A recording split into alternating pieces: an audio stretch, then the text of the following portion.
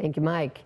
Texas Democrats want the Justice Department to investigate Governor Abbott's border security plan. Democrats say they're concerned about reports coming out about the mental health of National Guard members called to support Operation Lone Star. Fox 4's Sean Rabb joining us now with this story. Sean. Yeah, and a lot to the story, Heather, including the Army Times reports of low morale and even some suicides among guardsmen. Now, the governor didn't address any of that today, but the Texas Military Department has published an article called Setting the Record Straight, as Governor Abbott says we need to do more to protect the Texas-Mexico border. Because it's not just for Texas, it's really the whole nation that we're defending. An update on border security with nearly a dozen Republican attorneys general. Governor Greg Abbott saying the legislature approved $3 billion to secure the border. And that money goes to pay for additional Department of Public Safety officers, as well as about 10,000 National Guard. More than 50 Texas Democrats, though, signing a letter to the Justice Department to request an immediate investigation of Texas Governor Greg Abbott's state immigration policy, commonly referred to as Operation Lone Star. There's various levels of concerns from our guardsmen, where we have heard various reports about pay, about not getting leave, about health and safety standards, to additionally the fact that people's rights are being violated. Currently, you can come to this country and ask for asylum.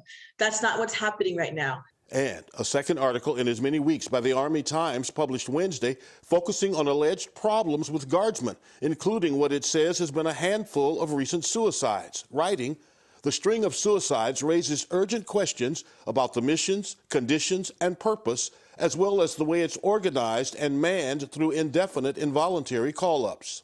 We've had, between ourselves and National Guard and game wardens working together, we've had over 196, almost over 200,000 by now, individuals that were referred to, been apprehended and referred to Border Patrol. It's concerning. You know, it's affected us here in the department.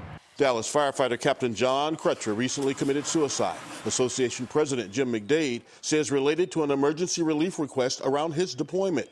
McDade says most of his personnel called up for active duty in Operation Lone Star don't know when they're coming home. They're being given very general information, just telling them to, be prepared to go serve for an indefinite amount of time.